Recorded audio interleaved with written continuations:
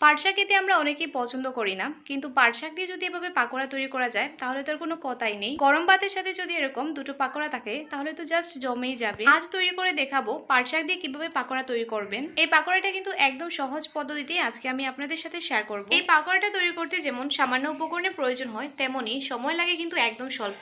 তাহলে চলুন আজকের এই ভীষণ মজাদার পাট শাকের পাকোড়া রেসিপিটা আপনাদের সাথে শেয়ার করি।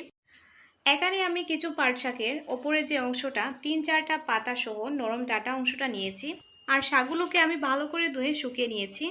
এখন একটা ব্যাটার তৈরি করে নেব। তার জন্য প্রথমে একটা বোলের মধ্যে নিয়ে নিলাম 1 কাপ পরিমাণ বেসন, হাফ কাপ পরিমাণ চালের গুঁড়ো, সামান্য পরিমাণ হলুদ গুঁড়ো, 1 চামচ পরিমাণ ধনে গুঁড়ো, 1 চামচ পরিমাণ মরিচের গুঁড়ো, পরিমাণ মতো লবণ, সামান্য পরিমাণ চিনি, কিছুটা পরিমাণ সরিষার তেল, আর দিয়ে দিলাম 1 চিমটি পরিমাণ কালো জিরে। এখন আমি এর মধ্যে পানি দিয়ে সুন্দর একটা ব্যাটার তৈরি করে নেব। এখানে কিন্তু একসাথে বেশি পরিমাণে পানি দিতে যাবেন না, এতে করে ব্যাটারটা পাতলা হয়ে যেতে পারে। একটু একটু করে পানি দেবেন আর ব্যাটারটাকে খুব ভালোভাবে নাড়াচাড়া করবেন।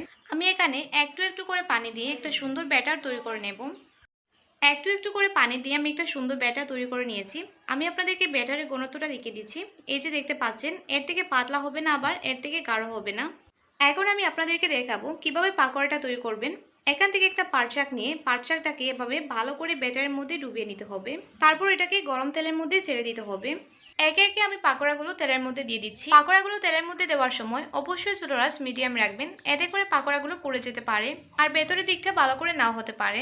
যখন পাকোড়াগুলোর এক পাশটা হয়ে গিয়েছে, এ পর্যায়ে আমি পাকোড়াগুলোকে উল্টে দিচ্ছি যাতে অপর পাশটা ভালো করে ভাজা হয়ে যায়। তো আমার পাকোড়াগুলো ভাজা হয়ে গিয়েছে, এখন আমি এগুলোকে তেল ছাড়িয়ে উঠিয়ে নিচ্ছি। ঠিক একইভাবে বাকি পাকোড়াগুলোকেও তৈরি করে নেব। তৈরি হয়ে গেল আজকের ভীষণ মজাদার পাট শাকের পাকোড়া। এই পাকোড়ার রেসিপিটা আপনাদের সবার কাছে কেমন লাগলো অবশ্যই আমাকে কমেন্টস করে জানাবেন। ভালো লাগলে আমার চ্যানেলটা সাবস্ক্রাইব করে পাশে থাকা বেল আইকনে প্রেস করে দেবেন। এতক্ষণ ভিডিও দেখার জন্য সবাইকে অসংখ্য ধন্যবাদ জানিয়ে আজকে এখানেই বিদায় নিচ্ছি। ভালো থাকবেন সবাই। আল্লাহ হাফেজ।